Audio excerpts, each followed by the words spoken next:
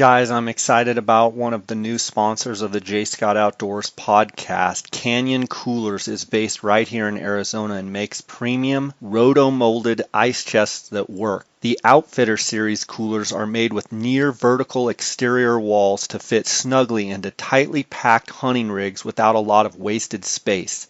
They come at a fraction of the cost of some of the big name brands. Canyon Coolers is a small operation. If you have a question, if you have a problem, you can pick up the phone and talk to a human being, not an answering service. Canyon Coolers offers the industry's only Vortex-like warranty, which is completely no fault, no hassle warranty for as long as you own the cooler. How can you beat that? It's literally the last ice chest you'll ever need to buy. Just for the J. Scott Outdoors podcast listeners, you save 10%. All you got to do is go to canyoncoolers.com and enter the J. Scott promo code at checkout, and you're going to get a 10% discount. Welcome to the J. Scott Outdoors podcast. Today we have Jason Hairston, the founder of KUIU. Jason, how you doing? Jay, I'm doing really good. Probably not as good as you because I'm not leaving in 3 days for my sheep hunt. You know, it's one of those things you can prepare, and I have all summer, and I'm still doing some last-minute food stuff and what have you, but I don't know, these last couple of days, it's almost like they're the worst because you're ready to go and you're not really, you're kind of done preparing almost, and it's like you're just looking at the clock going, okay, let's do this. It's like when we were 8 years old before Christmas, right? Oh, yeah, absolutely. You're just like, is it going to get here? Is it going to get here? Isn't that cool, though? Oh, it's awesome. You know, to be able to, you know, be a sheep, you know, there's a time when, you know, I've guided a lot of desert bighorn hunts and a few Rocky Mountain bighorn hunts, and, you know, but to be able to call myself a sheep hunter, a personal sheep hunt, this is my first personal sheep hunt, and then, of course, so fortunate to have a second hunt following it up a month later in Alaska. But, you know, just the reverence that I have to be able to say that I, you know, once I go on this hunt, I am a sheep hunter, is, to me, it's just awesome. I'm so looking forward to just the experience all the way around. Yep. You know, I enjoy the prep so much, but, you know, just getting up there and getting to see this country, you know, I've seen it on videos, seen it on, you know, photos that you guys have taken, and I'm just pumped to get up there. So I leave Wednesday morning, I head Denver, and then I fly out early Thursday morning to Edmonton, and then on into Norman Wells, and then from there to base camp, and then hopefully, if the weather's good, base camp right out into the mountains. So I'm pretty stoked. I'm excited to have you on. I've talked to Brendan, had a good podcast with him. I've had Ben Storak with Arctic Red River on, and last time I saw you, Jason, was a couple weeks ago, and I came to Dixon and for the Mountain Academy. What was the feedback from, it was a great turnout, what was the feedback from, you know, KUIU as a company? What kind of feedback did you guys get? Well, feedback was incredible.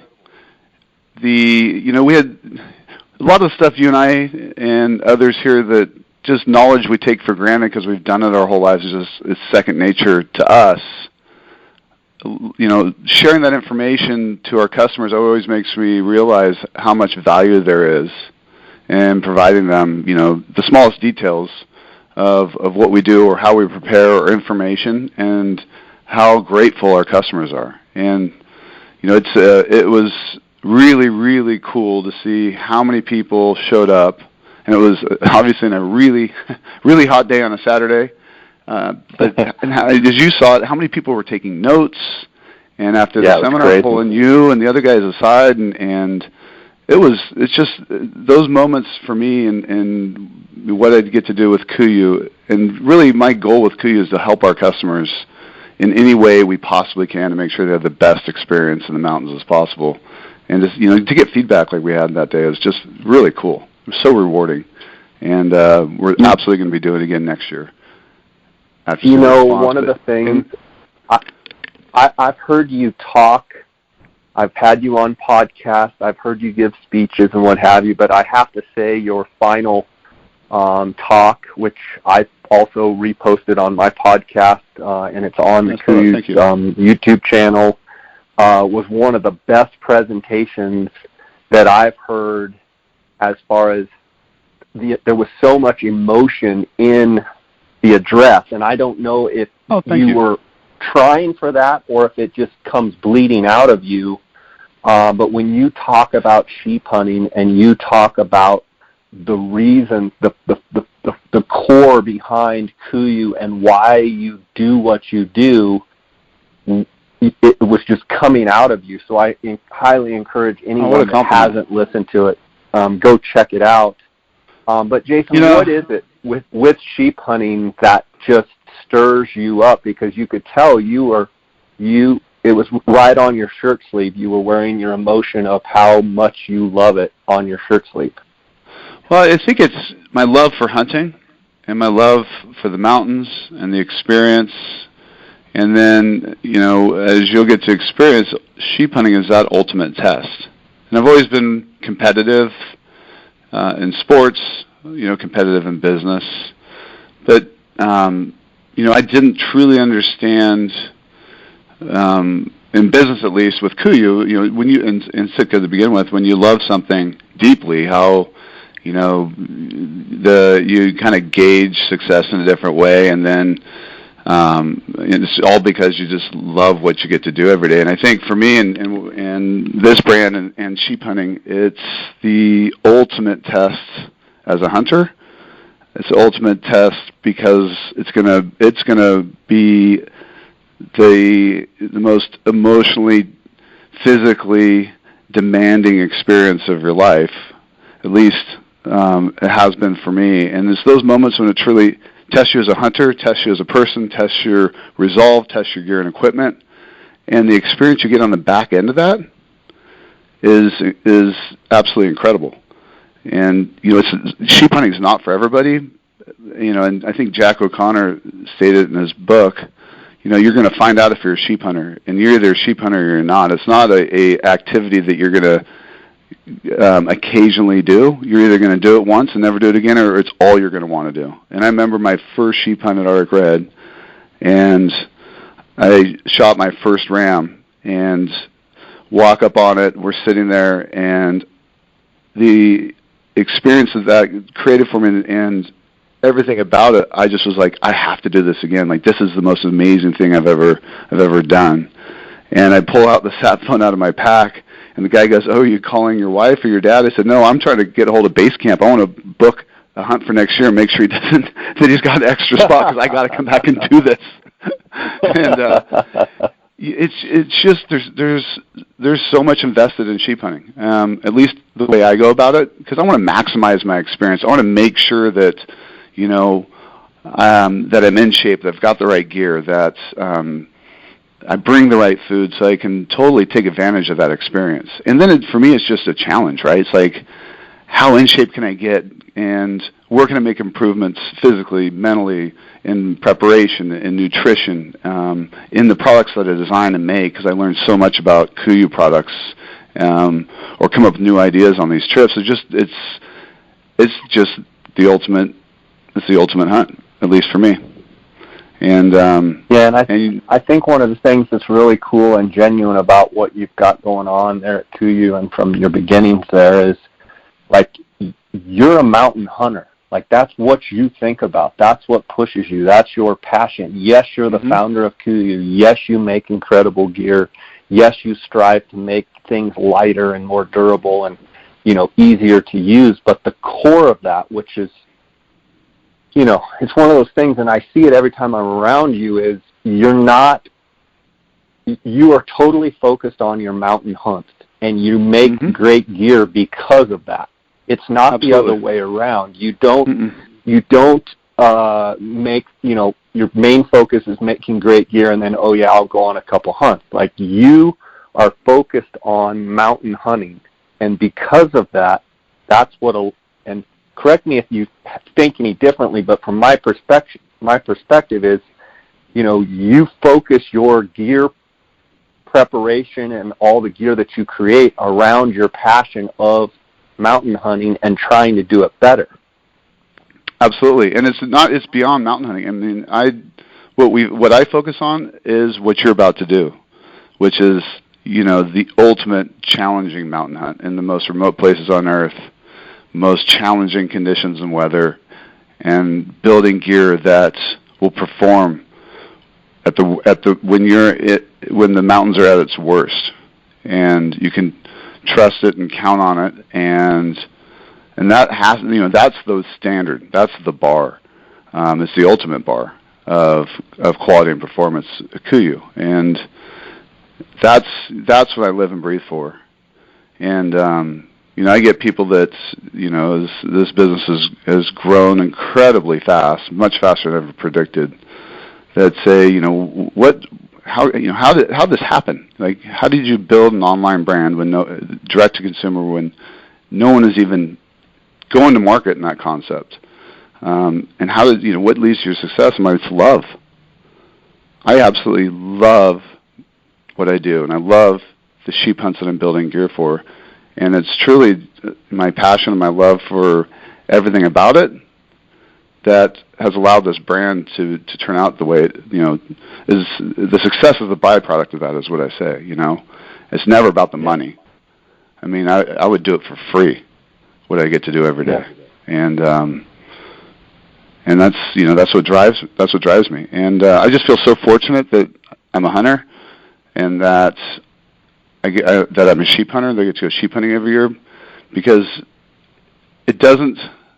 For me, I'm always thinking about either my upcoming hunt or the next hunt, and product, gear, preparation. It forces you to stay in shape year-round. It forces you to count every gram or ounce that's going in your pack, because it makes a difference. And I just think that's fun. Yeah, absolutely. I think it's fun having a sport that keeps your mind in it that far. For sure, and you're mentally engaged at all times, because you're always thinking about the next adventure. Yep. With all that being said, though, Jason, your gear can be used for lots of other applications and lots of other hunts. Oh, of course. I think there has been criticism before about, well, why don't you branch into, XYZ waterfowl hunting? Why don't you go into whitetail? Why don't you go into this, that, or the other? And it's almost like, from my perspective, there's a lot of brands out there that are trying to focus on lots of different things. They're trying to, make as much money as they can. They're trying to spread out, go as wide as possible, to try and cover every genre, every,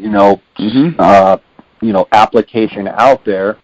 Whereas it seems like you seem to be very, very focused on sheep hunting, mountain hunting, and then not that the gear isn't, framed or focused for other types of hunting, but talk about going that depth, trying to not get too wide and trying to cover every hunt or application out there, and trying to cover specifically how that has been such a driving force in KUIU. Well, for a couple reasons, Jay. I'm fascinated by brand building, student of watching other brands that have been successful that I use for inspiration, and the brands that I really believe have done things correctly are the brands that have a narrow focus, and not a brand that tries to do lots of different types of products or products for a bunch of different things. And that's one reason. The other reason is, I want this brand to stand for what it is today and in the future. And the standards of building product to go on a northern sheep hunt, self-supported for 14 days, that standard allows our product to perform on any other hunt in the world and perform incredibly well. Can you go shoot ducks in our stuff? Absolutely.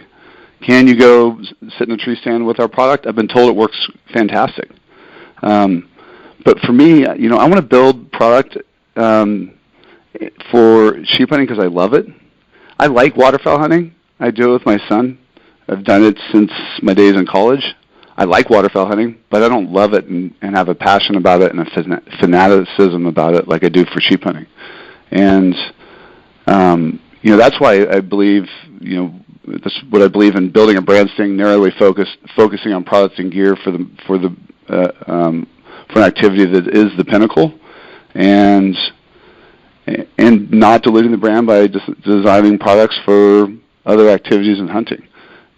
Could we design really amazing waterfowl gear? Sure. My argument to it is on that as well is I can. It would be really good, but sitting in the Mars shooting ducks, I can't create a massive performance advantages for our customers that would choose KUIU for that versus what else is out there. Because you just need to stay warm, you need to stay dry, and there's a lot of different ways to do it, and you don't need the performance and technical advantages of the materials and what we put into our product for mountain sheep hunts. And the same with whitetail hunting. Could we build beautiful whitetail product and have it work and function well? I'm sure we could, and we could probably do it for less money with a better product than the competition. But again, if you're just trying to stay warm sitting in a tree, I can't create a massive performance advantages with KUIU like I can hunting mountains. And that's just kind of my belief in KUIU and where I want to take it. And I just want to stay focused and obsessed with continually trying to improve the products we're making for sheep hunting. And I can make a big difference for our customers on a sheep hunt, a huge difference. I mean, we've taken, before I started KUIU, my pack going in on the hunt you're going to do was weighing between 60 to 65 pounds. And now it's 40 pounds. We've taken 20 to 25 pounds out of my pack by developing products specifically focused around reducing weight to maximize performance, all through design and materials. And that's just what I love, and that's what I would like to focus on. I believe that's, and for KUIU, that's where it's going to remain. Speaking of performance, I noticed your latest Instagram post, and I know when I was there a couple weeks ago, you were telling me about the UC Davis Sports Performance Lab. You've been spending quite a bit of time down there, and Judd Van Sickle has created a program for you of diet, which is something that I'm very interested in. I would say that I'm going to be going on these 2 sheep hunts, not with a real, diet-focused performance level, and I'm going to see what happens.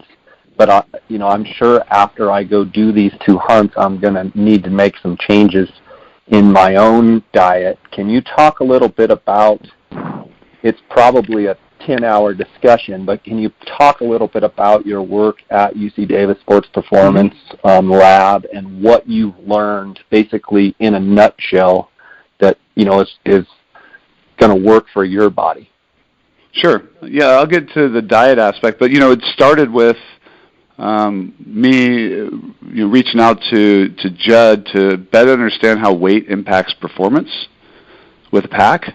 And we began a study last year trying to start to measure it, because I can tell our customers weight matters, and it does, and it's proven, like in professional bike racing, that that every ounce matters in climbing hills. They've proven it through sports science, but there isn't a modern day study to understand what extra pound in your pack does to us on a mountain hunt. And that's where that's really what got me to the lab, and what we started, the initial testing that we've done and we're still doing to try to determine and provide data so we can actually truly understand it. As working with him on that study, I started picking his brain a little bit about training and nutrition. And Judd works with the best and top endurance athletes in the world, guys that ride the Tour de France, guys that compete in Ironman, guys that do ultra marathons. And so I set it up with him to come in and get baseline tested in January, and then use sports science and use his knowledge of training endurance athletes and apply it to my training going into the sheep hunt, and get tested again, which I'll do before I leave, to see the areas of improvement using sports science, using his background, can make this year versus last year. And that's kind of what my curiosity and what started it. And I've learned a ton during the last 4 months and working with Judd on this program. And, what I didn't understand was the science behind nutrition and endurance athletics and how important it is, probably more than even the training regimen he's put me on. But it's been proven through sports science that a high fat-based, low carbohydrate diet using training methods to stress your body to burn fat, either the fat that's ingested or switch over to its own fat reserves within your body, and how much better you can perform over a long period of time if your body is using fat for fuel versus carbohydrates. And how you feel, your mental acuity, and your overall endurance performance on fat is significantly better than carbohydrates. And that's something new for me. I didn't understand that. I didn't even know that that's what he would do for my training regimen going into this hunt. It would be so focused on diet and training to force my body to adapt to burning fat. But I tell you what, it's made a massive improvement on how I feel during my training. And so going into this hunt, I'm already starting to work on my menu to put together a high-fat, low-carbohydrate diet for my upcoming hunt, which I'll work on and create a food list and I'll be putting up on our site for guys to review. But, man, what a difference it's made. And the other thing he's taught me in training for this hunt is I was completely overtraining. I was doing cardio 6 days a week of some sort. I was doing a interval day. I was doing a hour-long run on a treadmill. Then I'd do a 30-minute speed run, and then something else, and then I'd do a big cardio event on the weekend and only take one rest day. And usually by this time in my training going into the hunt, I was plateaued. I was tired, and I just would think, okay, you just got to push harder. You got to push harder. And a lot of times going to hunt, I'd either be hurt or just worn out because I pushed myself so hard. He's back. The training program he's put together for me, I'm doing 2 interval days a week and 1 big cardio event on the weekend, and that's it. And the difference it's made is every single week I'm making a significant improvement. And I feel fresh, I feel good, and I'm not injured, and it's going to make a massive difference for this upcoming hunt. Specifically, when you talk about your interval training, so in between your interval training, you actually have days where are you not doing any activity, like, No, that's when I do my weight. No running. No, I'm doing my weight training. No cardio training. Okay. But I am taking 2 full days off a week from any training, which is rare for me and different for me. But I do the intervals, and the intervals are to push your aerobic threshold, or essentially your VO2 max. And then the long cardio day, I get up in the morning. I don't eat, so I'm fasted from the night before, and then I'll throw on a pack going in, the last 3 months, and I'll go hike for between 3 and 4 hours with no food, just water. And then when I finish, and that's to force my body to use up any fat reserves from food from the day before, and then force your body to switch over to burning its own fat for fuel. And then when I'm done with that training, I come home, and his deal is you stay fasted as long into the afternoon as you can go before you eventually you just got to eat. And just in the training event from last year to this year on my long cardio days, when I would finish last year, I was cross-eyed, I was starving. I would go to the nearest Jamba Juice and slam 2 big Jamba Juice. I had to have fuel.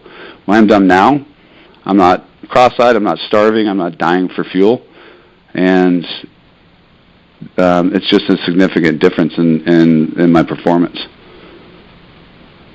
What is your body, as far as composition, has your body changed at all? Has have your muscle tone or anything, have you noticed any big differences in the last couple months doing this? When I first switched over to this, last year. When I first switched onto this diet, figuring out a menu that got me enough calories kind of was hard at first because it was new. And so actually, I went through the DEXA testing where they did a full, basically it's like going through an X-ray machine. It tells your whole body comp. I had only 3% body fat, which I've always struggled entire life, holding body weight and putting body weight on when I played football. But I didn't realize I was that lean. And so he said, we need to put a little bit of fat. You need to be more like 8 or 9% if you can get there. And it's hard with the training, but I actually have put on about 3 pounds of fat, which is less than what he was hoping to get me to. But as my training's increased, it's hard to put any more weight on at this point. But I haven't noticed. So I leaned out at first and then put a little bit of weight back on. Other than that, I haven't noticed any drastic physical or body composition changes. Other than I just feel better. And during my training and in between my training, my body feels healthier and better. I notice that at work in the afternoons, I'm not starving. I'm not going for food or fuel because my body is burning fat. What specifically, like during the day, or what is your meal structure from, say, breakfast, lunch, and dinner? Not for the hunt, but what last couple months with this new diet, like what are you primarily eating? Give us an example of how it works from start to finish. You can have high fat. You can have dairy. So a lot of times for breakfast for me, it's eggs with cheese in it, and you can have berries. They're not too high in carbohydrates. The whole goal is to be under 10%. For me, if you're in ketosis, it's 10% or below carbs on your diet. He wants me to be, in the 15% carbohydrate range. He doesn't want me to be in ketosis, and the reason for that is if you need to go anaerobic, your body needs to switch over to carbohydrates to have fuel for going anaerobic. So if you got to push a big climb, you're not going to have gas in your system to go anaerobic or go deep into your anaerobic threshold. And so that's the reason not to be on ketosis for me and what I'm doing. For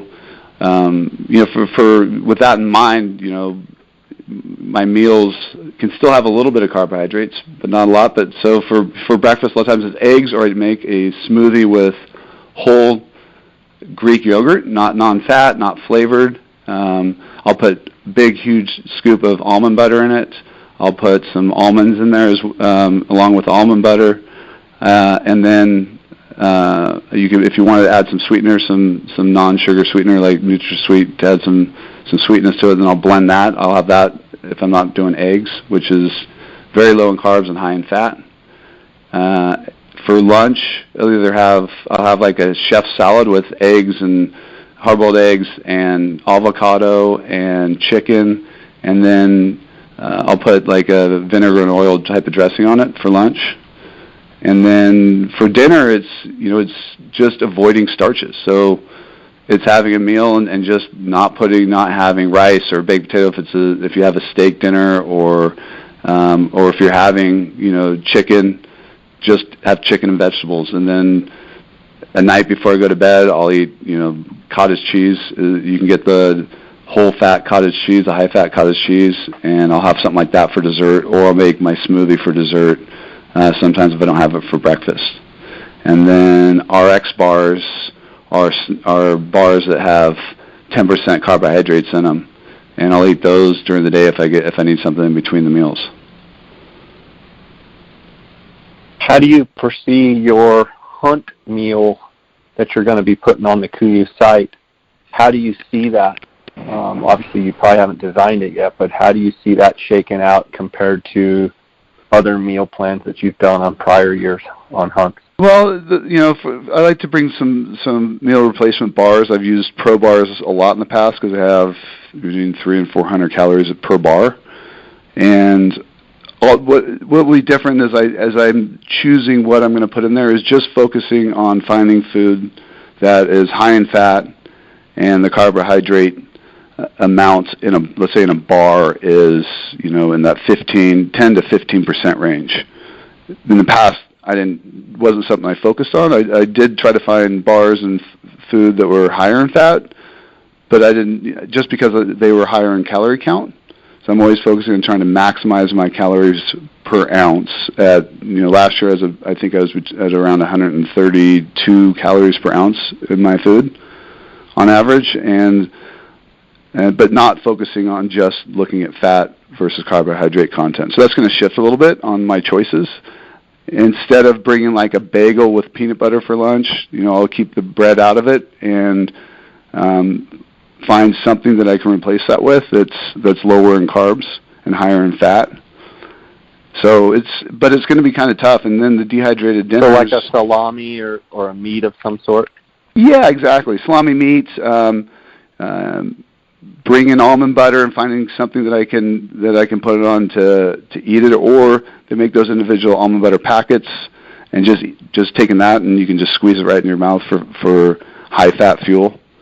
And lots of nuts and items like that are just really high in fat.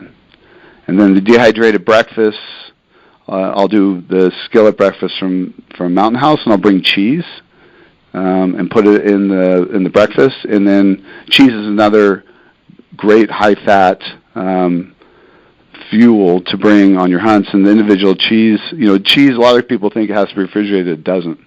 And there's cheese that are all individually wrapped in its own packages.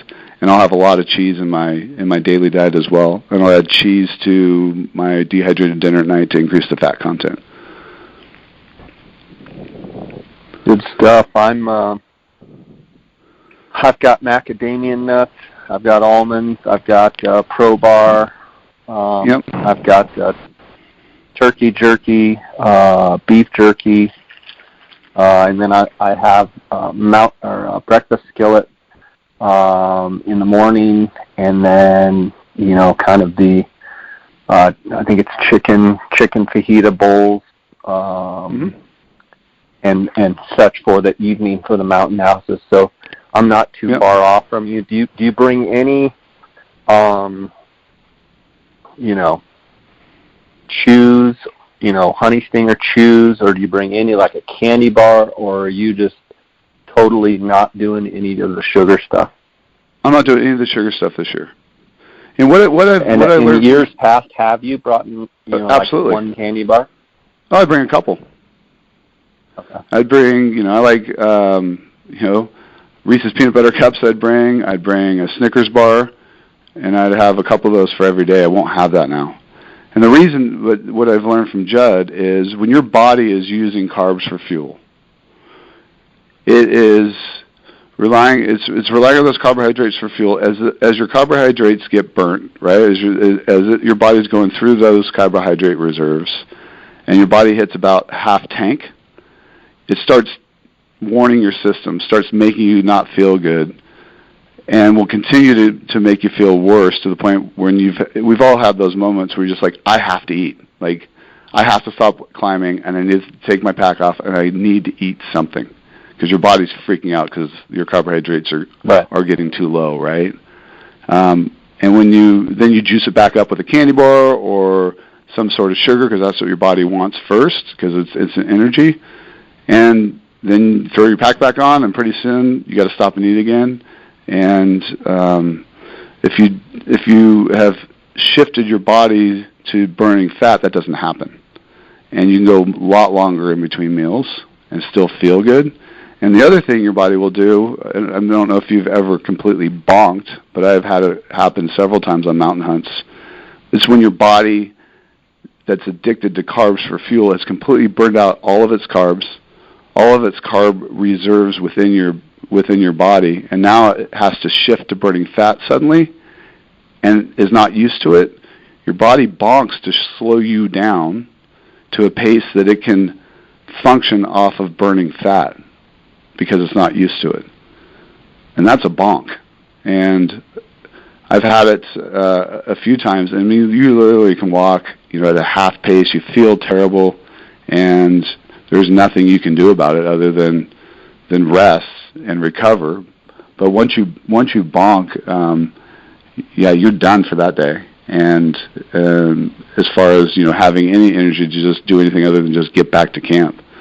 And that doesn't happen if you train and force your body to adapt to burning fat for fuel and not rely on carbs.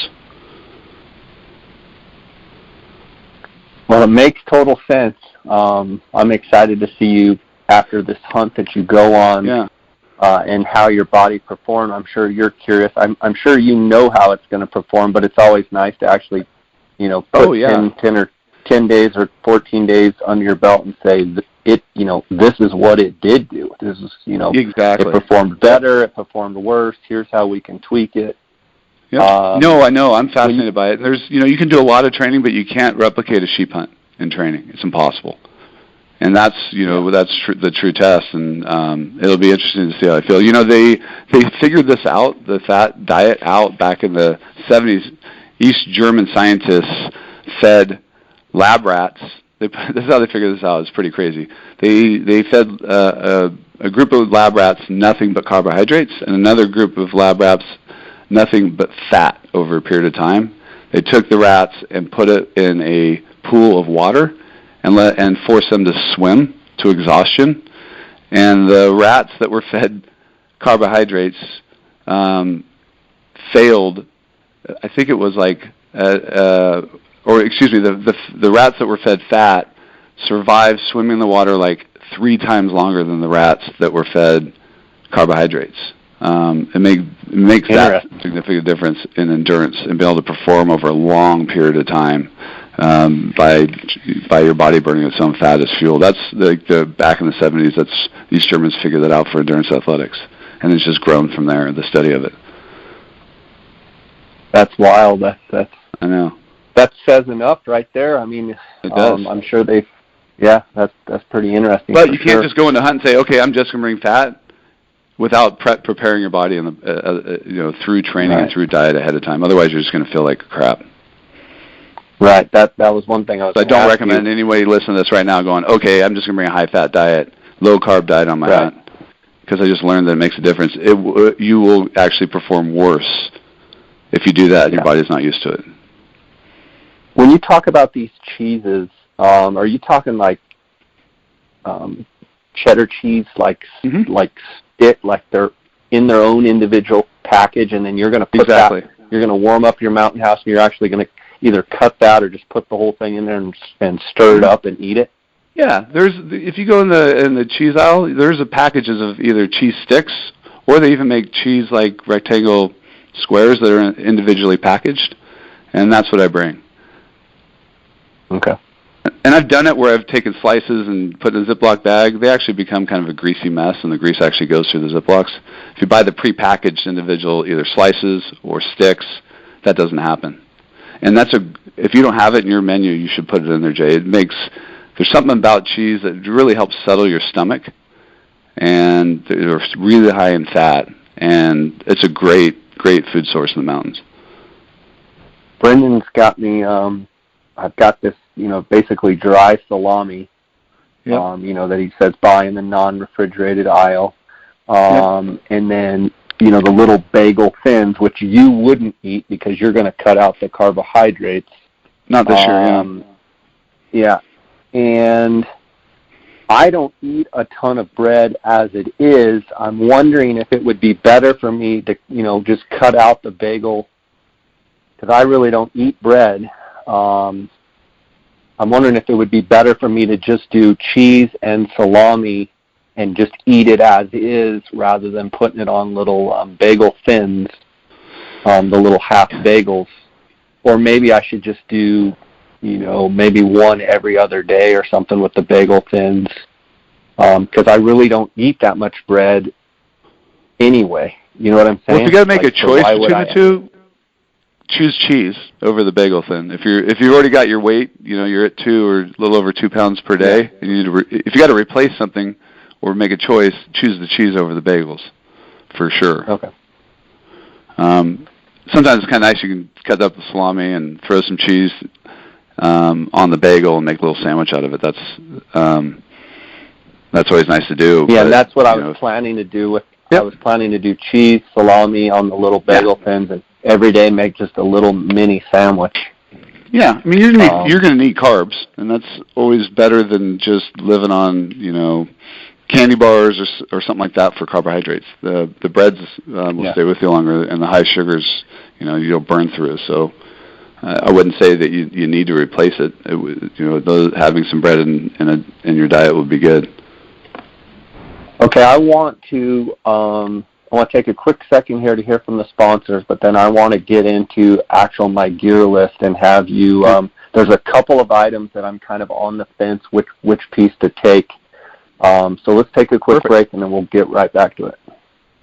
Guys, I want to thank KUIU.com, that's KUIU.com, for their sponsorship of this podcast. And KUIU Ultralight Hunting makes the best ultralight hunting products on the market today. From items like the Peloton 240 full zip hoodie, the Chugach NX rain jacket, and the Super Down Ultra jacket, which will be going on my hunts to the Northwest Territories here soon. If you're talking about KUIU pants, some of the pants that I like are the Guide pant. That's for colder weather hunts, like down in January on my Coues deer hunts. You've got the Tiburon pant for the warm season hunts. That's got the air dock technology where it breathes really well. You've got the Attack pant, which is probably their #1 selling pant. You've got their new Pro pant, which is their all-season, all-terrain hunting pant with a new Quiet Ultra Suede foam line knee pad.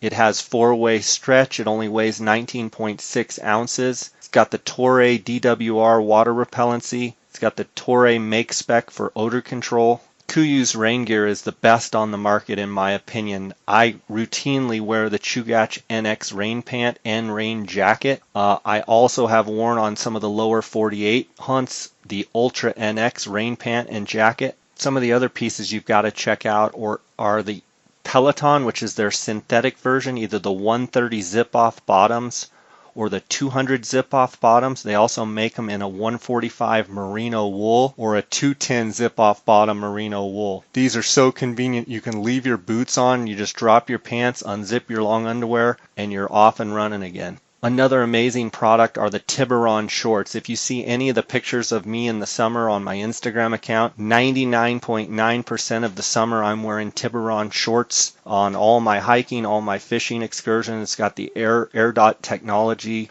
They breathe really well. They're very well fitted, and you guys should check them out. The Tiburon short, fantastic product from KUIU Ultralight Hunting. KUIU has an amazing selection of products from jackets and vests, pants and shorts, shirts and tops, footwear, accessories, lifestyle apparel. They have a wide range of packs from the Icon Pro to the Ultra.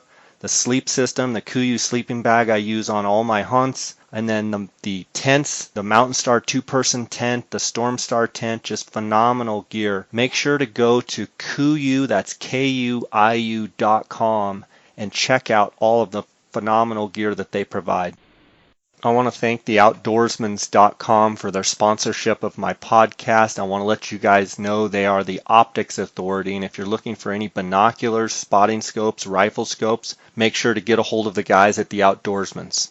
If you use the JScott promo code, you get a 10% discount on all Outdoorsmans products. Go to outdoorsmans.com, or you can call them at 1-800-291-8065.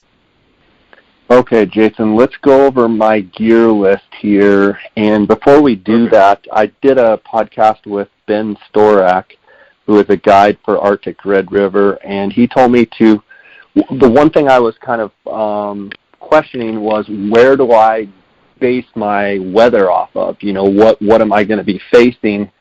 And it looks like, I'll just give you a rundown. He told me to check Norman Wells weather and Old Crow. He said kind of average those two. So when I get there, Saturday it's supposed to be 75 as a high in Norman Wells, 54 as a low, sunny. Sunday 76, 55, and then kind of steadily Monday 69, Tuesday 67, Wednesday 64. So, it's going to start out warm. It gets steadily a little bit cooler. And then if I look at Old Crow, Friday is 72, Saturday 73, Sunday 65, Monday 64. The first sign of rain, according to these two little towns is Tuesday. It's going to be 61 and 42, and then Wednesday it shows sun and a little bit of clouds, 65 and 46. Mm-hmm. My biggest thing is I've seen some temperatures over the last month as I've been monitoring. I've seen some temperatures, up in the upper 70s and even hit 80s. It seems like this weather actually that I'm going to have so far, I can only go out till, next Wednesday, is that, kind of 75 as a high to, maybe 61 as a low. Obviously, I don't know where these two cities are in relation to, elevation and mountains, but these are the two that you told me to keep my eye on. So, basically between that 60 and 75 as a high, in your mind, your experience up in that country, is that kind of average temperatures for this first season, or would you say it's actually maybe even a touch cooler than some of, last year they were talking about they had 80-degree days? Yeah, last year was unseasonably hot. I mean, when I was up in BC hunting, it was, the start of the hunt we had, more typical weather, but the last, I think 7 days of our hunt, it got like incredibly hot and unusually hot for up in the mountains, and I know that heat was in all through the Yukon and the Northwest Territories, so that was an unusual summer last year. What you're telling me is more typical, and I think hearing that you're getting temperatures in Norman Wells below 70 in mid-60s is a really good thing. It's going to make it a much better hunt. The animals will move around much better, and obviously climbing mountains in cooler temperatures is much better for you. One thing you'll notice is if it's 70 in Norman Wells, it's going to be 60 probably at base camp, and then cooler the higher you get in elevation. So that's really encouraging. You're getting those types of cooler temperatures for this middle of July, because it can get hot that time of year. Yeah, it seems like from what I've, my research is, it seems like actually the weather's looking pretty darn good for this hunt, which is awesome. I want to talk about, I'll kind of go through my top, my bottom. Brendan sent me his gear list, and I'll talk about the stuff in my pack. Yeah. And just real quick on the note, just on the note of weather for me on that, any type of sheep hunt, it doesn't change what I put in my pack. You got to be prepared in that country for anything, as you know. And I think one of the advantages to that early hunt, that begins in the middle of July up north, is you have a tendency to avoid the really big storms that can sock you in and put you in a tent for days on end, which is an advantage to that early hunt. But you still, I'd still pack the same unless you're going like into September, and then you're going to get some, potentially some really cold conditions. But yeah, take me through your kit. Okay, sounds good. So for the top, obviously, KUIU Chugach rain jacket's always going to be in my pack. Rain pants always in my pack. I'm going to take one. I like the Merino 145 Zip Tee, the Ultra Merino. Yep. My question is, I'm planning on just taking one shirt. I'm also taking the 97 Peloton hoodie. If for whatever reason my one shirt I had, it got wet, or I had, let's say I had to, hang it to dry, I could always wear the 97 as my next to skin. The question was, well, I'll go through it and then I'll come back to my question. I'm going to take the guide glove, the Peloton 200 glove, the Peloton 240 beanie, KUIU cap. I'm going to take the Merino neck gaiter, and I always will have the Super Down, I'll have the Super Down pant in my pack at all times. I can't decide whether I'm going to take the Super Down Pro or the Ultra. I think from the weather that I'm seeing, I should just take the Ultra jacket and leave the Pro for the Chugach hunt in August. What are your thoughts on? For sure. Couple thoughts. Ultra jacket and pant for sure. You won't need the Super Down Pro. Right. You won't need the Peloton 200 glove unless you just like it for some particular reason. You'll live in the guide glove. It's what I designed it for, and you won't need anything. At least I don't, because my hands don't get cold very easily. More than your guide glove on that hunt. Okay. But again, if you like the 200 for a particular reason, there's they don't weigh a lot. Throw them in, but you won't need it because it's cold, in my opinion. Okay, I might just take that out. The one question I had was, should I take 2 Ultramarino 145 Zip Tee? I like the Zip Tee because it comes up a little higher on my neck, gives me a little sun protection, and I just like the way Merino feels against my skin. Uh-huh. The question is, should I take the 240 Peloton hoodie, or should I take an extra shirt? In other words, I was planning to take the 97 and a Merino 145 and either leave the 240 hoodie. What would you do? So I always bring 2 base layer shirts, especially if I'm in Merino, because Merino doesn't dry quickly. And okay, so you would bring 2 145 Zip Tees. Absolutely. Well, what I would bring is I'd bring a Merino, the lighter weight Merino we have.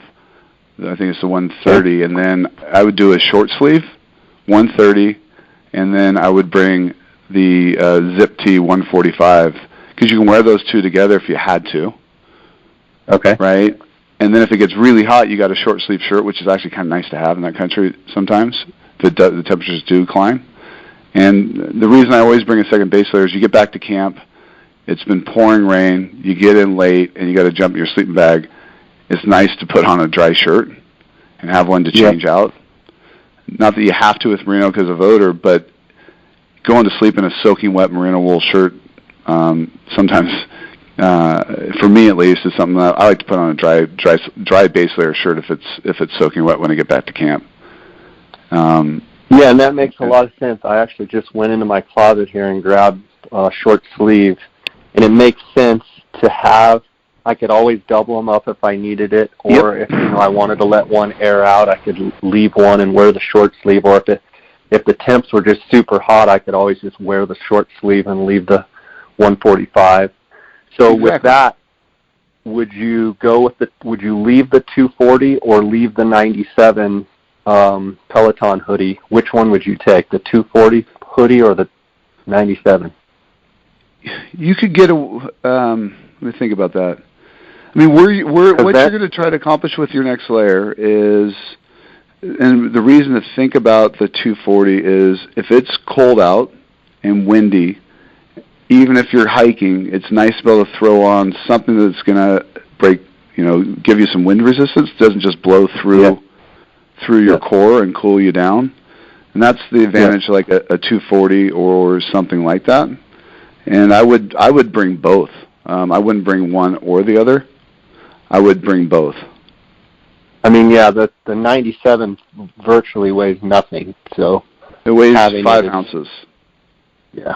It's I've got it right here in my hand. Yeah. And the thing I like about the hoodie version too is that the sun protection aspect of being able to pop that up, and because I hear the sun's intense, and I'm pretty keen to getting sunburned and what have you. So no, I would bring the 97 and the 240 for sure. Okay, I've made that little note here. I've actually just thrown it in my pile here. And then for me, like on socks, I'll bring. I don't know what are you doing for socks? How many pairs? I was thinking 2 pair. Yeah, and I think that's fine for that. And then having an extra. Yeah. When I go up, when I go to the Yukon in August, I'll bring 3 pairs of socks. 1 I'm wearing and 2 in my pack.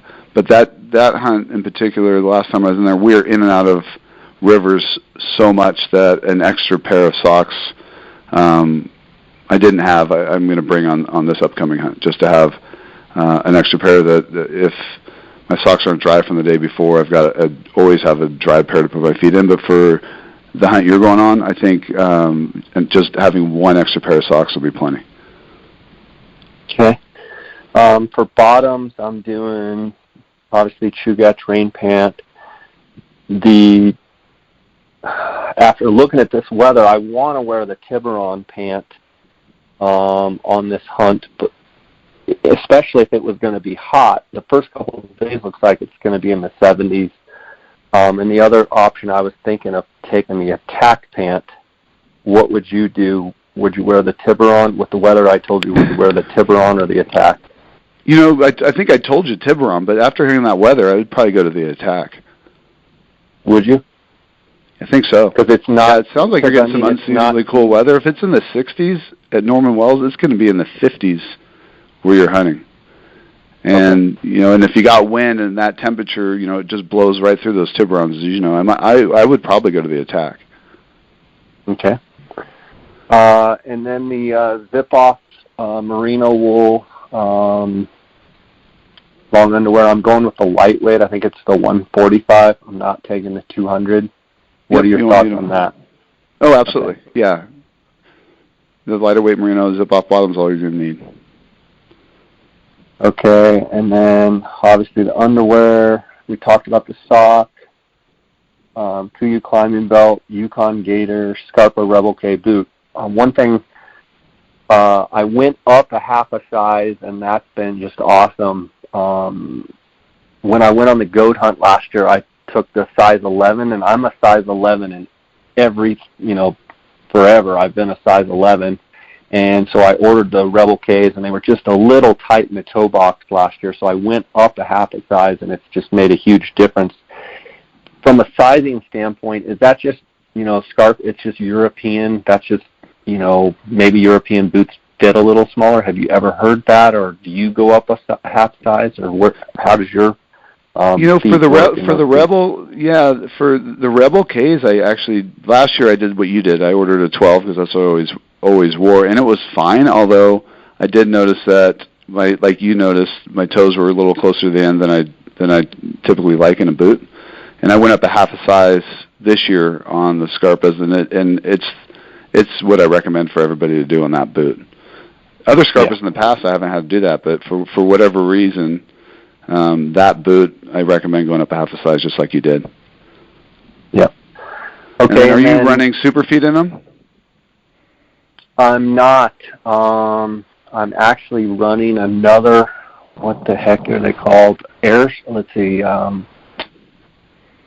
have to look, but I really like them. I took some sort of aftermarket insole makes a big difference. Yeah. I found the additional arch support for descending and side hilling makes a huge difference in that boot. In all boots, having aftermarket insoles. I don't know why, for whatever reason, the boot companies don't make a high quality performance insole, but they just don't. Don't you think that just adds a whole nother cost level? And when they're, you know, you guys are trying to be competitive with, you know, you have a custom insole, you can say custom insole, but really you're you know, $40, $50 higher than any boot out there. And so I think it's almost like they all do it. Yep. No, that's the exact reason, Jay. It's additional cost and trying to be competitive. That's why I always recommend an aftermarket insole, like a Superfit or a Sole or whatever brand. It is Sole. That's what I have is the Sole. Mm-hmm. They make a good insole.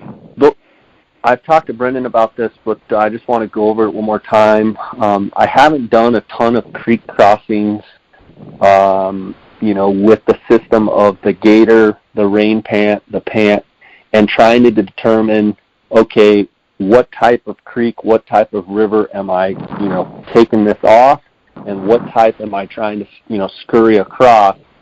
In your mind, and I actually got the little, I ordered a couple little Velcro straps that Brendan said if you put one down, you know, right over your gaiter between your rain pant and your boot, you can actually create a little bit of a seal there. So I ordered these real lightweight Velcro straps. Like, is it even, I mean, you just see streams and creeks and you just boogie across, you don't even think about it? Or at what point you say, hey, I need to put my, you know, my camp shoes or my water shoes on and I'm going to roll my pants up? And when do you take the time to do that, I guess is what I'm asking. So, yeah, I don't even bring the system Brendan does. What I do, and maybe it's just because I'm lazy, if the creek, it depends on the depth of the creek and how far across you have to go. If it's going above my knees, I'm going, and it's a really wide crossing, then I'm taking the time to put on a pair of lightweight trail running shoes and crossing that way.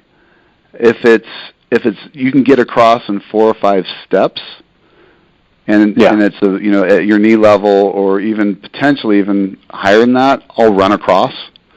I don't even bother to do the rain pant part of it. The DWR and like your attack pants will get you through. Plus, they dry so fast.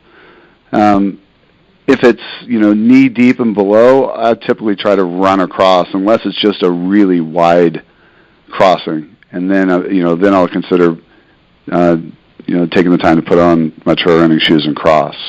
But you can get across a lot of creeks with our gaiters and boots without even doing the Velcro straps, just because of how form-fitting our gaiters are, because they stretch, and just high step across as fast as you can and get to their side. It's surprising how dry your feet will remain, even though the depth of the creek is up to almost your knees.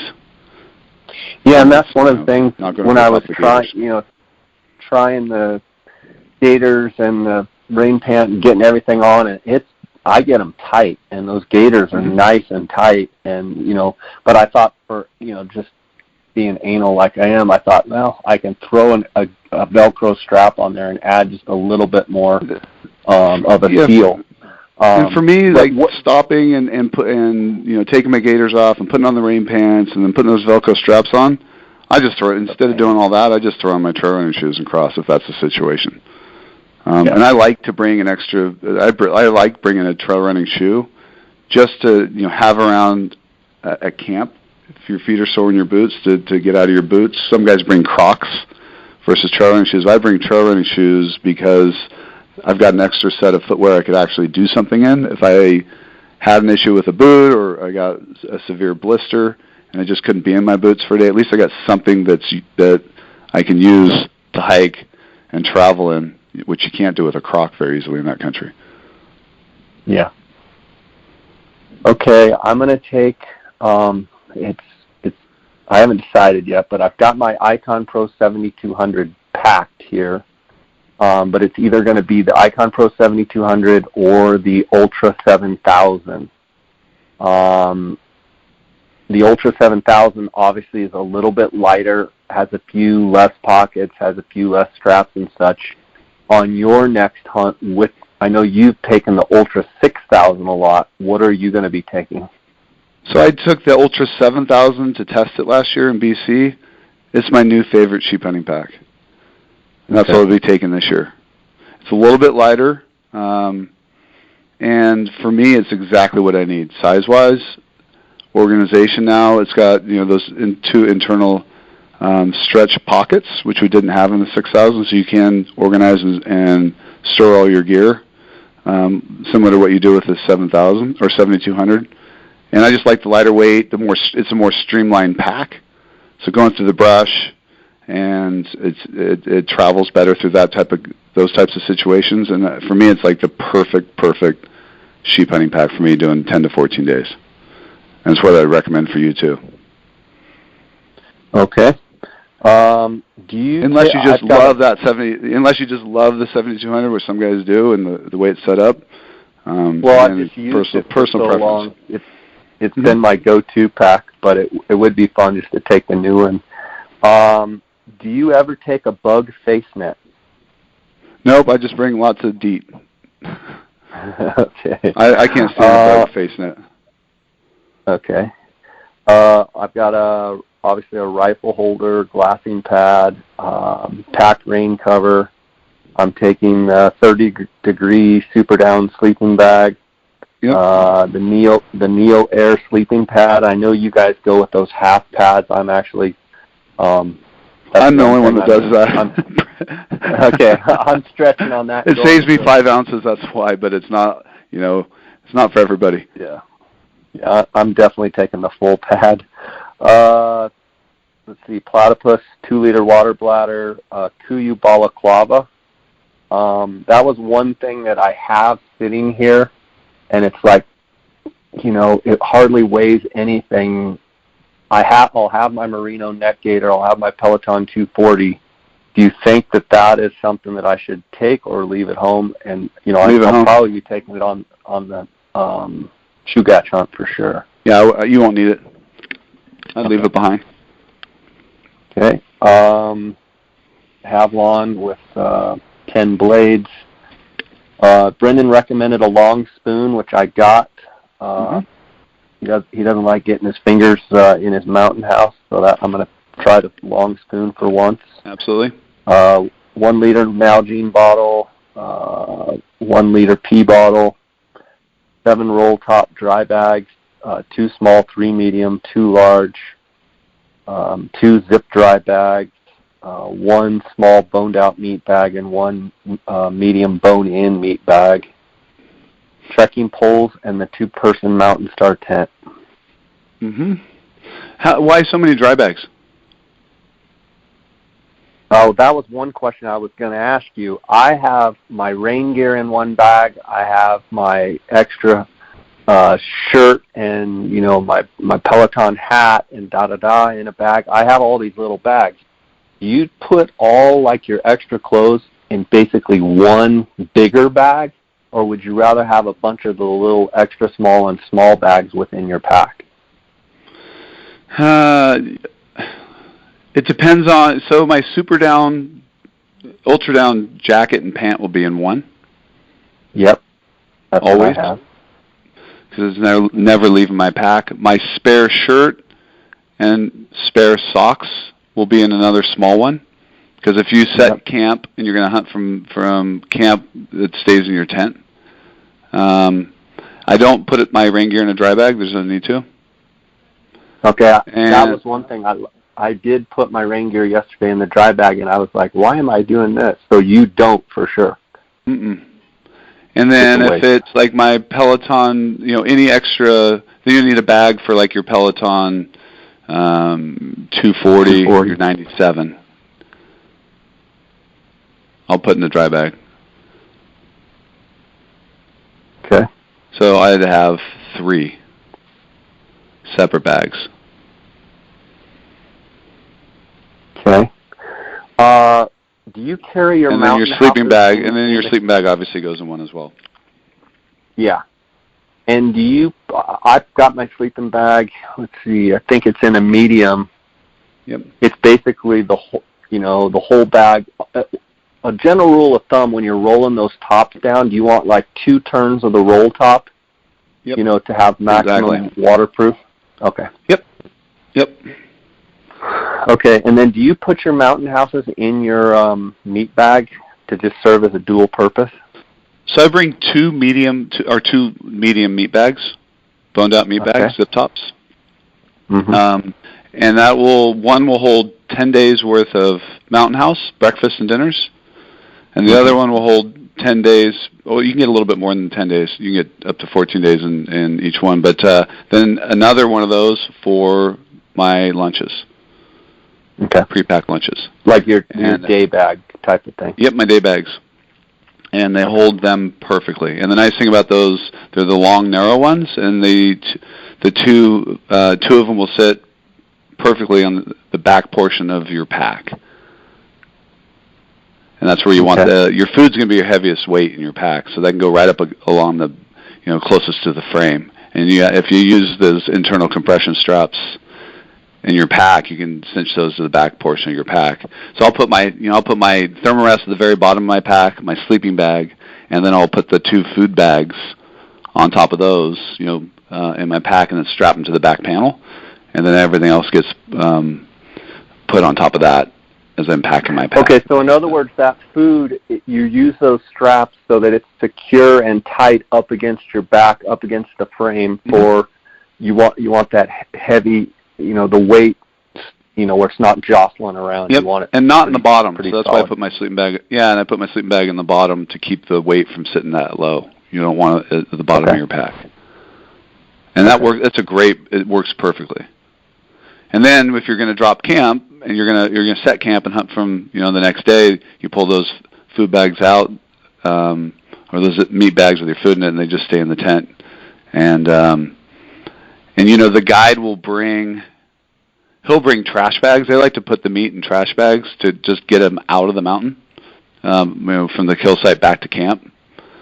And And usually they'll cut up the meat and put it in trash bags, roll it up, and throw it in your pack. And obviously, you don't want to store your meat for a long period of time in garbage bags, but it keeps their packs clean. And that's usually, I won't even bring boned out meat bags with me on if I'm dropping camp and hunting for the day, because they're going to have garbage bags they like to put it in, and it's better for the super cub as well, not getting blood in the super cub, etc. Okay. One thing I asked Brendan about the Mountain Star tent, I have the footprint as well, and he's like, I don't use the footprint. Do you use the footprint for your tent? No, you won't need it. Don't bring it. Don't bring it. Save the weight. Okay.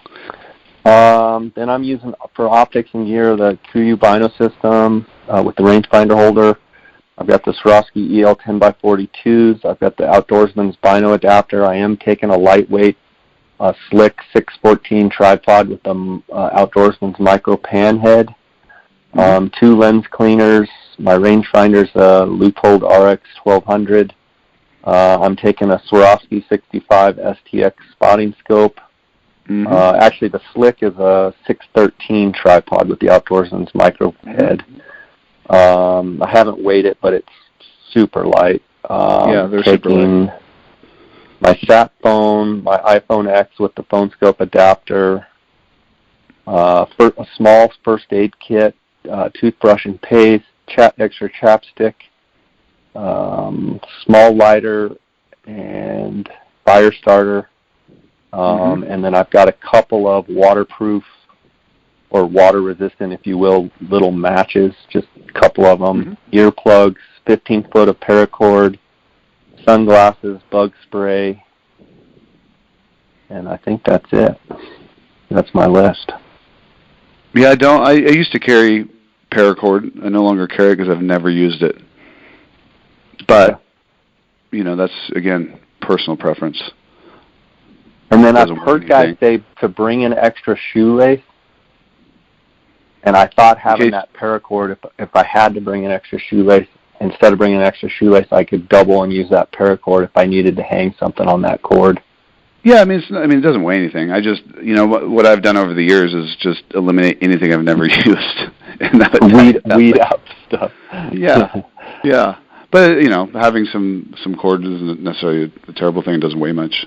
Shoelaces, if you ever do break a lace, just tie it back in a knot. I've never had an issue with that. The only thing that's, and I don't know if you have it, and we just haven't gotten there, is I always bring an extra hip belt buckle for the packs. Ooh. Always. Good thinking. We use Duraflex. Okay. Our hip belt buckles are incredibly strong, but I have broken one in the past. Yeah, you could step on it and break it if you can. There's lots of things. You can step on it. You can drop your pack and break it, and not having one is really, really sucks. Oh yeah. And if you don't, you have no way to fasten your hip belt, and then your weight is supported on your shoulders and not on your hips. Yep. Always bring an extra hip belt buckle. Okay. And you can harvest one off of whatever pack, if you've got an extra pack, one of ours, just throw in an extra hip belt buckle so you can replace it if you need to. If you need one, I'll overnight it to you. No, I've got my extra pack here. I'm just writing it down. That's actually a great idea. I hadn't thought of that. Yeah. Okay, Jason, as far as in the Mountain Star 2-person, I love that tent. When you set up your tent at Arctic Red, from what I understand, we're going to be basically camping down in the glaciated bottom for the most part. What do you look for in a campsite as far as, where to set your tent, and how far do you set your tent from your guides or other people? Usually it's just dependent on where you're setting your tents up and where a flat spot is or a place you can put your tent compared to the guides. Sometimes you can put them close together, or sometimes you don't have an option other than putting them close together. Other times you can spread them out a little bit, or you're forced to spread it out because there's not 2 flat spots to put tents close together. more of it's just what's available, more so than needing to be close to the guide because of worrying about bears or anything like that. It's more just finding something that's really flat. Because it always, when I don't take the time to do that, I always regret it because you end up sliding either one way or the other based on the slope of the slope of where you put your tent. Yeah. The other thing is, depending on how exposed you are, making sure that you're not just staking your tent, but you're finding big rocks to place over the top of your stakes at every spot you stay. Sometimes in the bottoms you can get really good ground to put your stakes in, but I'd still recommend at least putting rocks on several of the either the guide outline stakes or the base of your tent. But and if you're up high and exposed, you want to really take the time to really secure your stakes with lots of big heavy rocks over the top of them, because they can is there some of ever those a winds up time there when can blow your tent off the mountain. Yeah, for sure. I mean, is there ever a time when you would actually bring rocks while you're gone in the four corners of your tent to add any extra weight? Would you ever actually do that on the footprint, the base of or the bathtub of the tent? Would you ever bring it inside to add a little weight there? If it's a situation where you're exposed, I do so much. I find enough rocks and put them over the top of my stakes that I don't have to worry about putting rocks inside your tent. Okay. I have had a situation where there was, it was hard to find rocks, and we had, getting the stakes in deep was tough, and so I have done it a couple of times where I put the rocks inside on the four corners, just to give it extra secure when we knew we had really big weather coming in. We're going to be gone for the day, but most of the time you don't need to do that. Okay. And then, as far as directional, if you're going to be exposed and have a wind blowing in one certain direction, do you want your feet pointing at that wind, or do you want your head pointing at where the wind is coming from? Well, our tents, they have that trapezoidal floor, and the narrow part of the trapezoidal floor is where your feet go. Your head goes in the wider section, and our vestibules are set up directionally, so you'd want to put the head of the tent or the wide part of the floor of the tent into the wind. Okay. Because the way the vestibules open, they block the wind. If you reverse it, they're going to act like a parachute in the wind because of the way they open up. Does that make sense? Yeah, absolutely. And both vestibules on the current tents are the same direction. Guys, I've got an awesome opportunity to tell you about. You can check out the Go Hunt Insider for free for a 30-day free trial right now. All you got to do is go to GoHunt, that's GOHUNT.com/JScott. Look for the blue Start Your Free 30-Day Trial button and click there. This is by far the most valuable tool a Western hunter could give themselves. Insider changes how hunts and hunting information are found. When you go in the Insider, you'll be able to check out the Filtering 2.0 system. You'll also be able to check out the draw odds for each unit, for each animal, for each state. Go Hunt Insider has the best draw odds on the market as far as the most accurate. There's no one that gets as meticulous level of accuracy as Go Hunt Insider. You'll see there's complete coverage of 4,200 different profiles, every unit, every state, every species, every season. In-depth analysis, interactive maps, season trends, unit access, camping and lodging nearby, and historical weather. You'll also be able to see some of the additional benefits, the strategy articles on how to apply, let's say in Arizona for elk, for antelope, for deer. You can go in there and see how in-depth they get.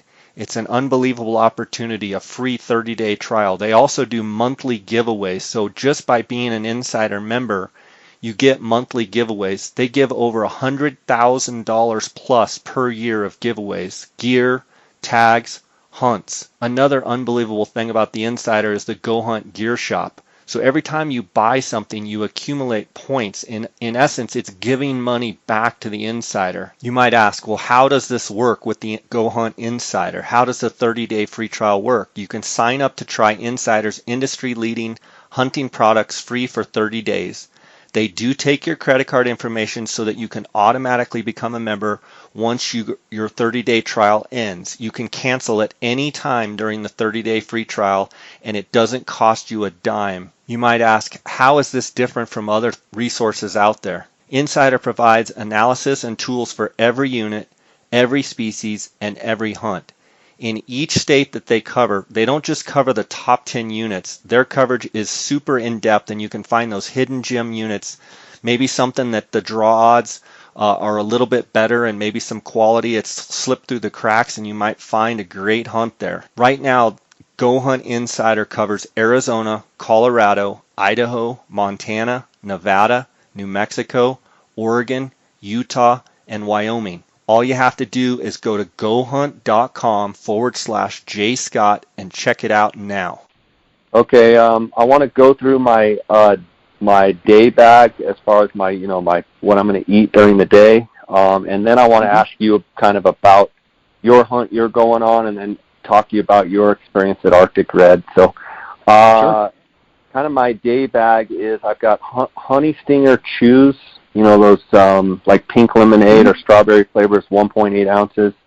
I've got a Pro Bar for each day, 3 ounces. I've got a Justin's Almond Butter, 1.15 ounce. Herky Jerky, who is actually a sponsor of the podcast. I've got venison sticks, two sticks.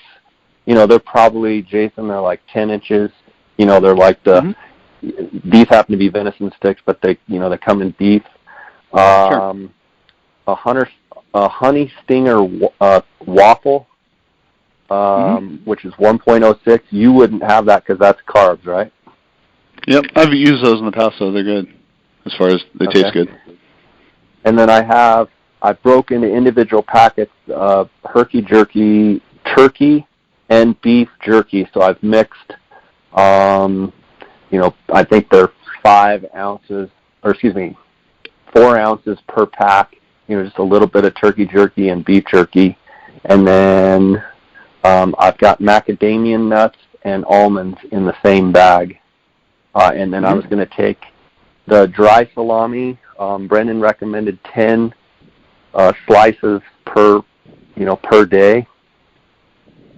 My question in that is, in your individual day bag with your meats, would you split everything out so all you have to do is grab that bag for the day? In other words, I've got 2 packages of Italian dry salami, and there's like 75. Each bag weighs about 15 ounces. So I figured for the first 5 days I'd have 1 pack, and for the second group of 5 days I'd have another pack. Every day, would you go into that package, or would you ahead of time, make your little clumps of salami in their own bag, is what I'm asking. I break every day down so I don't have to do anything for the next day. Okay. So I don't have to. So yeah, I pre-pack every single day exactly. I'll do it ahead of time. And okay, so I've done all that except for the salami portion. I was kind of waiting. I leave Wednesday, so I was figuring tomorrow I would just add each, baggie of salami in each of my day bags. Yeah. Is there any concern with? Go ahead. Oh, go ahead. Is there any concern with, the salami having quite a bit of smell with bears and what have you? Obviously, I'll have opened it to put it in my little day bags, and each one of my day bags will be in its own little Ziploc, and it'll be zipped, and it's going to be in my tent while we're off hunting during the day. Is that a concern, to leave it in your tent? Yeah, they're going to smell it through. No matter what it's packaged in, a bear can smell it. Okay. So, yeah, that wouldn't be something I'd be worried about. The only thing take me through, is that your day? Is that everything in your day bag? Yeah. That enough? Do you eat a lot of salami and beef sticks? Yeah, I do in general. I do. I eat Okay. I don't eat a lot of bread, but I do eat a lot of meats. Okay. Is it too much meat, do you think? For me, salami, after 10 days of eating it, I get to the point where I can't stand it anymore. But that's just, a lot of this is personal choice and what you like and what you are accustomed to eating. And, eating beef sticks and that much salami day in and day out wouldn't agree with my stomach. So what would you do? It's a great choice. I would just bring more nuts, more bars that are high in fat and have the right carbohydrate mix. Cheeses, obviously, and foods like that. For me personally, just salami gives me heartburn, and I don't mind eating it maybe for a day, but to eat it day in and day out, 10 days in a row. I brought it, and I end up not eating it. Okay. But if you're used to eating it and you like it, it's a great source for fat, for sure. Okay. All right. Let's move on to. Wait, real quick though. Have you weighed your food? Like, have you put your food for a day, your breakfast, your food bag, and your meal and your dinner, and weighed it? What's it coming in at? I do not have a total weight because I've been working on it this morning. I have the weight of most everything. The only thing that I don't have is I haven't divvied up the individual salami or the beef sticks for the day. But from my calculations, I think I'm right at 2 pounds. Okay. And maybe think about on this hunt, Jay, in particular, because it's not going to get dark. You may want to be at 2 1/4 pounds of food. Okay. Just so it's going to be daylight more. I would probably throw in another Pro Bar in what you're into your daily kit, because I'm not taking in candy bars. Brendan had said a lot of guys take 2 or 3 candy bars. Well, I don't eat candy bars. Yep. I like them and I'd love to eat them, but I just don't eat them. So I don't want to take that kind of stuff. I do have to admit, for my guilty pleasure, in each one of my day bags, I have, the Almond Joy, the little Halloween size, just the 0.6 ounce, just the one little sliver of Almond Joy. I do have one of those in each day pack just for kind of something to look forward to. Sure. Is that dumb? No, that's a good thing to do. Nope. No, absolutely not. It's not dumb. I just think the trip you're going on and the length of the days you're going to have, you may want to throw an extra Pro Bar in there and be at 2 1/4 pounds per day. Okay, because 2 pounds a day will get you through, but it's tight. You're going to be hungry. Okay. And if you've got a really long, tough day, having an extra bar is a good thing. Okay, and then one thing also with Arctic Red, they are going to do a 5-day food drop. So, in other words, Jason, I'm going to actually take 6 day bags and 6 mountain houses in case, and for whatever reason, I could always ration that out if I had to. But they're going to do a food drop, so I've got all my daily bags and all my mountain houses in the second drop, in a KUIU zip bag. My question for you is, since he's going to, drop that bag, would you put a little extra in that, even if when they dropped it, you just sat there and ate like a frickin' horse? And you could always, just throw some of the stuff on the ground if you just, had too much. Is there? Obviously you don't want to drop some frickin' bomb, but would you make the second go-around of food that's coming a little bit more because you're not carrying the first 5 days? The food they're going to drop for you is a ton. They're going to drop a big bag of homemade cookies. They'll have a lot of times they'll drop they actually will make some sort of dessert besides the cookies. They'll drop a loaf of fresh made bread and butter. Yeah. They're gonna drop a ton of food for you, and usually you'll sit down and eat it all at that point. You may have some you can pack the next day. But the one thing I wouldn't do is leave any of your food kit for them to drop for you. I would bring it all with you. Okay, you would. Because if there's bad weather, if they can't get to you, you're now doing a 6-day hunt and not a 10-day hunt. Right. And it's something I never recommend doing. And I've learned my lesson on it. I've learned my lesson on it in the past on a hunt, thinking they could drop, and for whatever reason they couldn't get to us, or they've just got a lot of guys that got to get in and out, and they delay your food drop to day 7, which can happen, or weather. Now you're out of food. So I always recommend bringing all your food with you, and then the food drop's just extra when they get there. Get the bonus. Okay. Yeah. Okay. All right, let's talk about... Because otherwise your hunt ends on day 6 no matter what, if they can't get to you. Yeah. That's a good point. I'm glad you said that. Let's talk about your first trip to Arctic Red. I'm flying into Norman Wells, and then I've got a room at that Heritage Inn, but they said if the weather's good, pretty much bet that they're going to just take you the charter flight from Norman Wells right into base camp, and then if the weather's good again, they're going to just try and get you, most of the time Tavis is going to try and get you out into the field. Was that your experience when you went? Are you overnighting in Norman Wells and then flying into base camp the next day?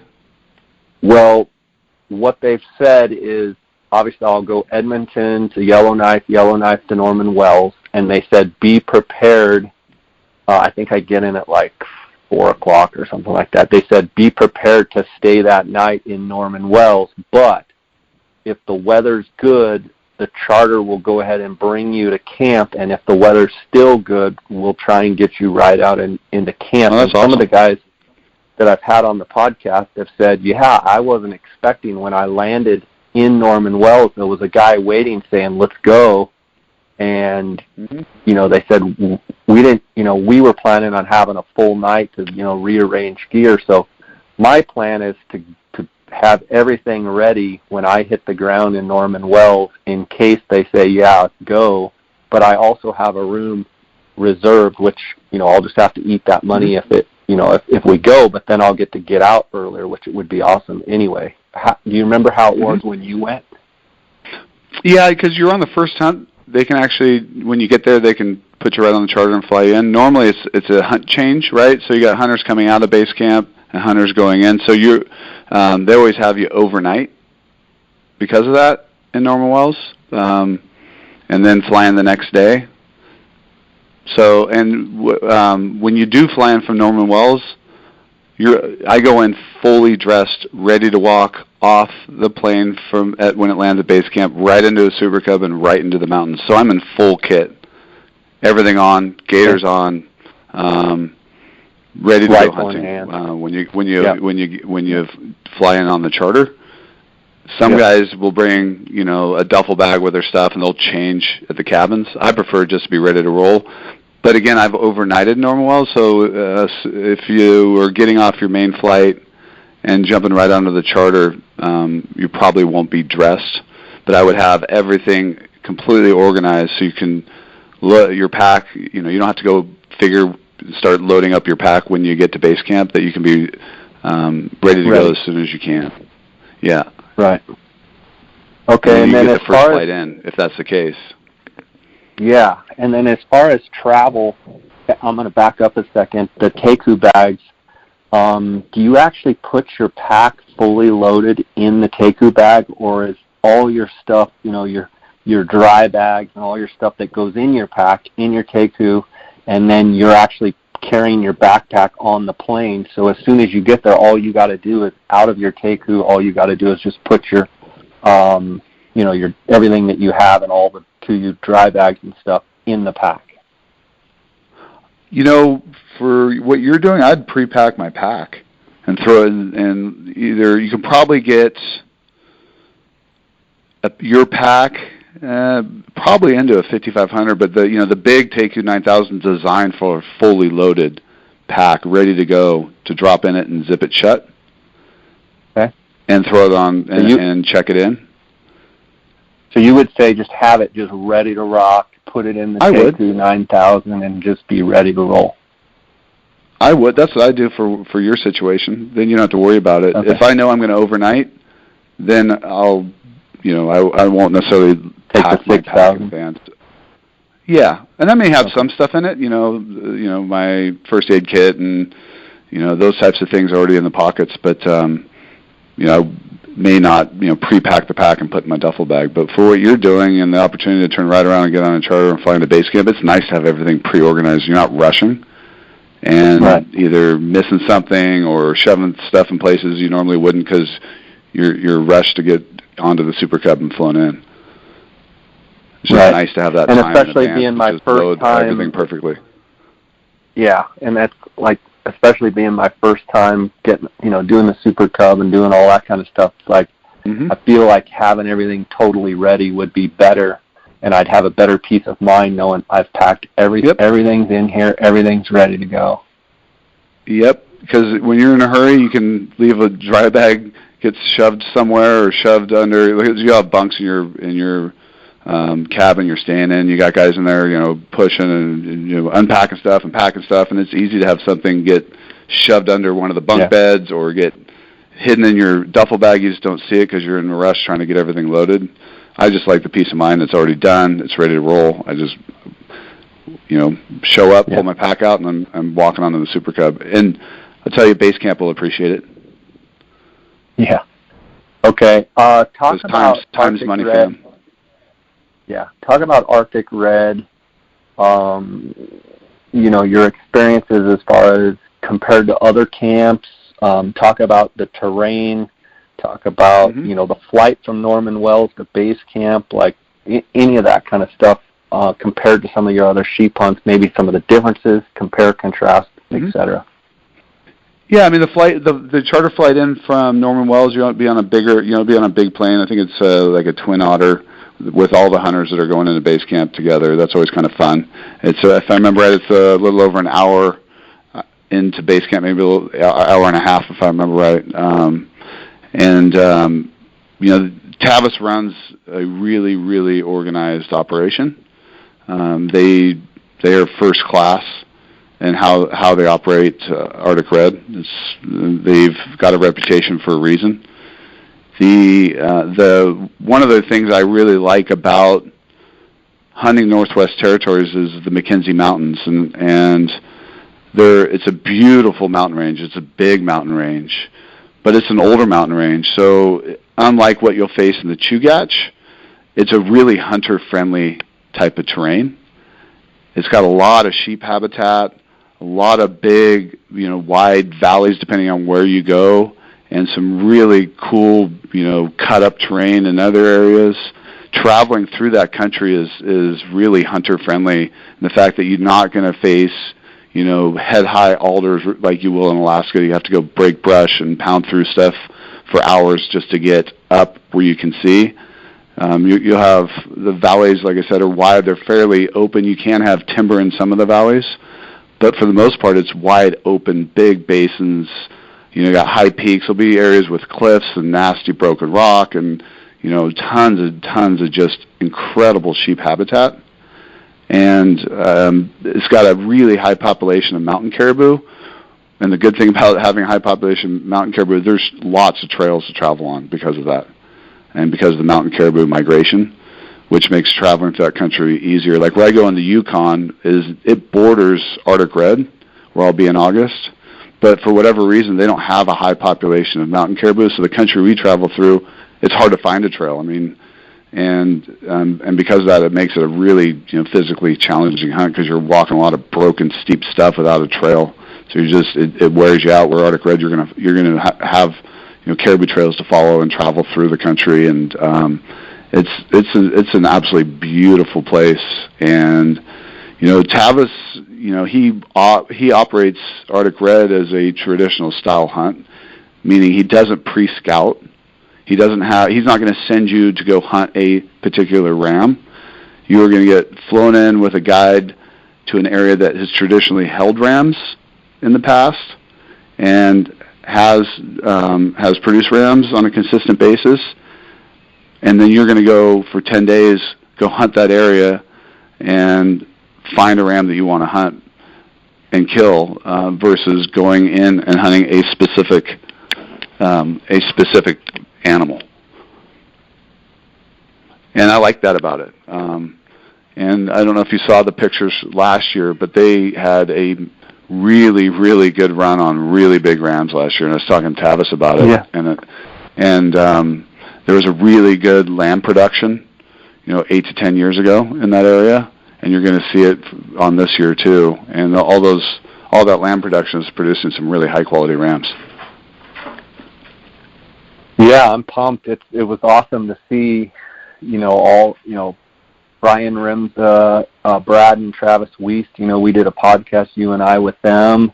Bunch of different guys went last year, and the success, people shot some big rams. So it's exciting to know that. One would say, oh, well, maybe they shot them all. I mean, it's a huge area, and I'd rather be sandwiched around a good year than have them go, oh, it was a rough year, because things are looking good. If they had a good year last year, more than likely they'll beat some good rams around this year.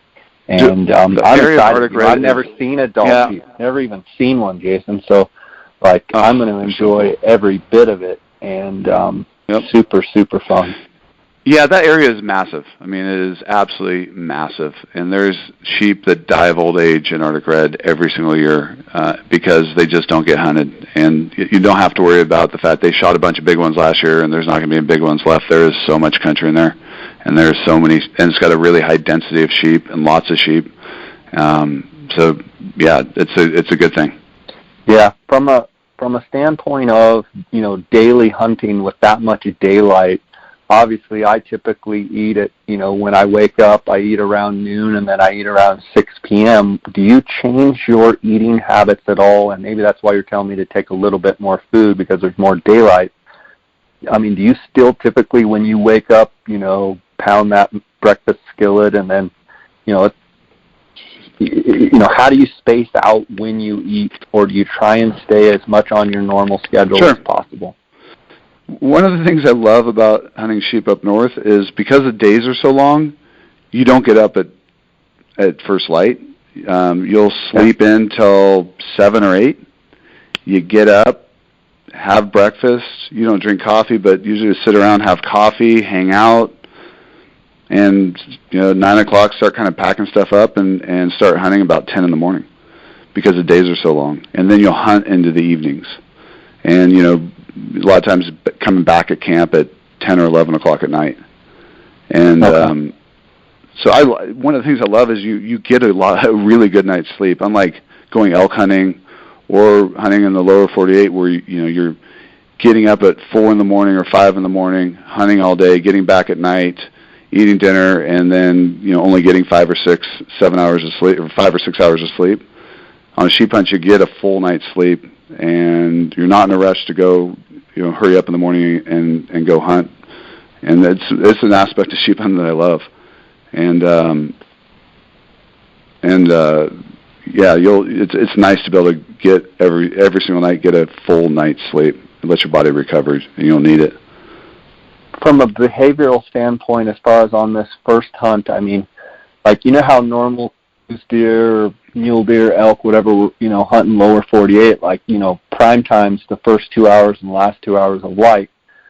With Dall sheep, I mean, they seem like they're fairly visible.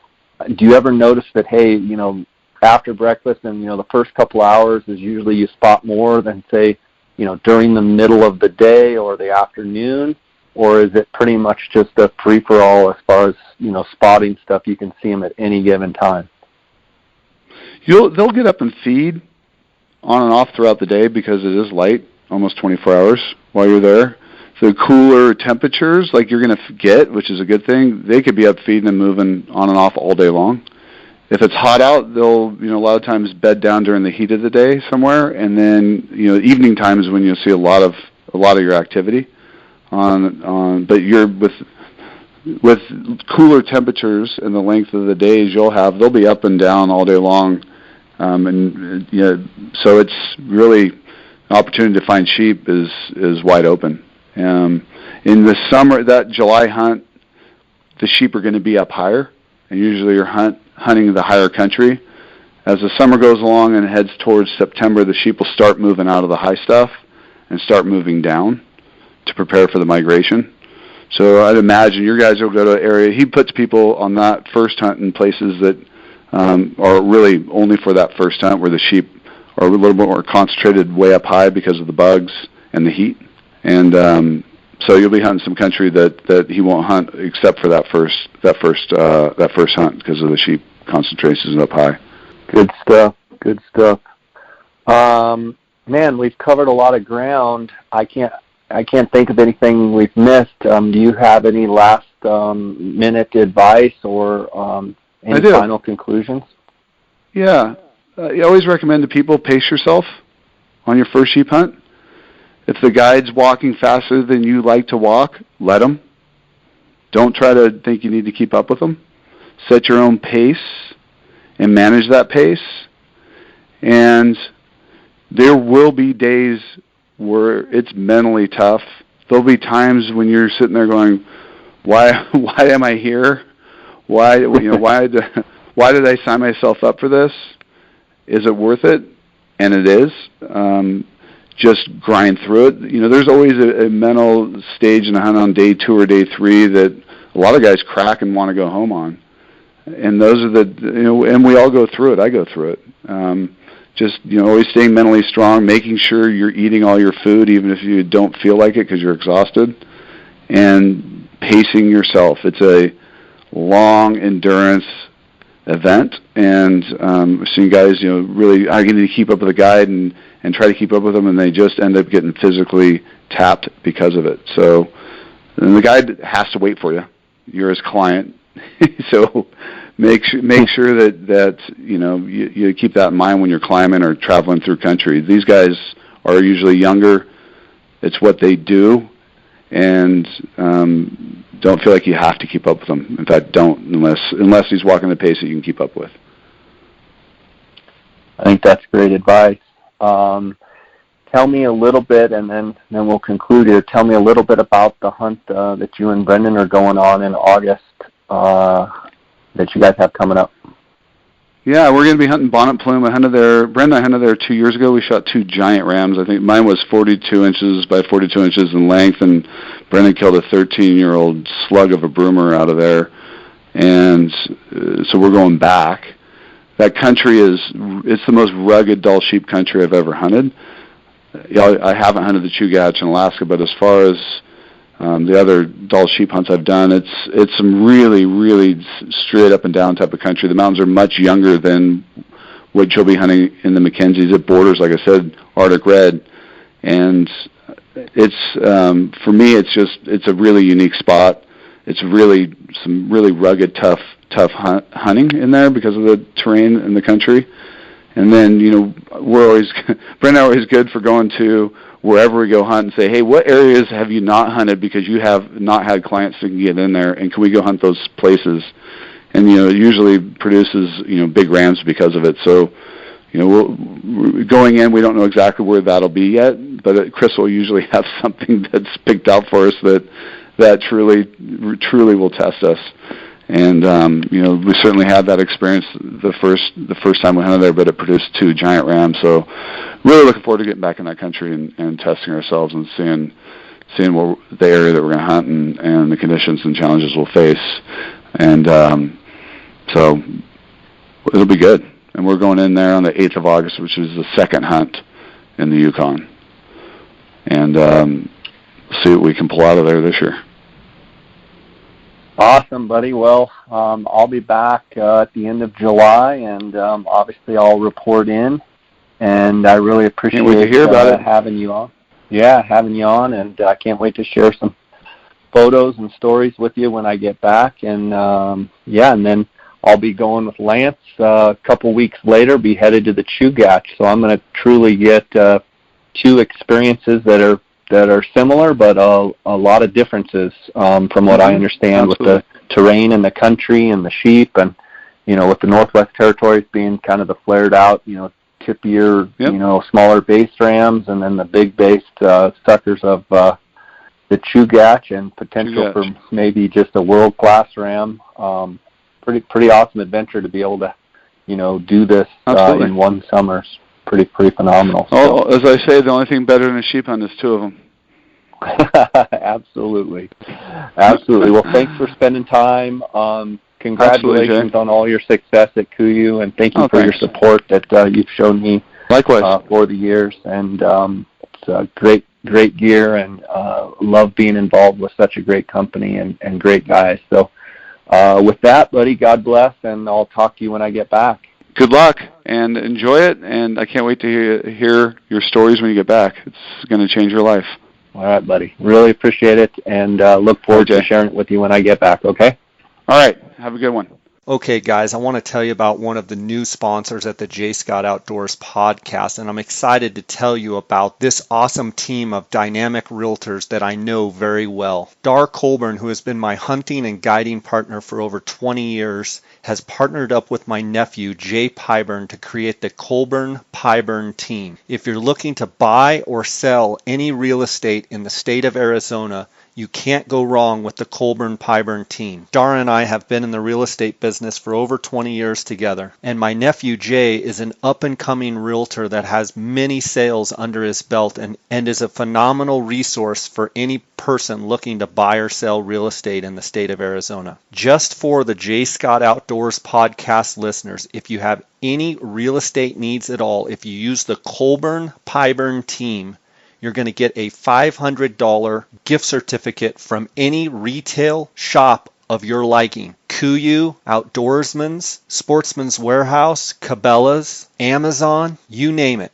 $500 if you use the Colburn-Pyburn team and they sell one of your properties that you either buy or sell, you get a $500 gift certificate. All you got to do is send an email to colburnpyburnteam@gmail.com and get your real estate needs taken care of. That's COLBURNPYBURN team, colburnpyburnteam@gmail.com.